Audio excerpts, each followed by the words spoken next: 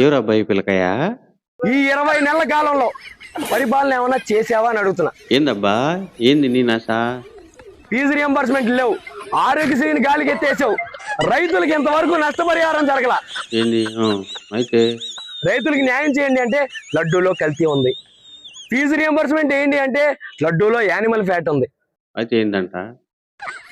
Fat మీకు ఎక్కువై కొట్టుకుంటున్నారంతే, ప్రజలకి ఏం చేయకుండా.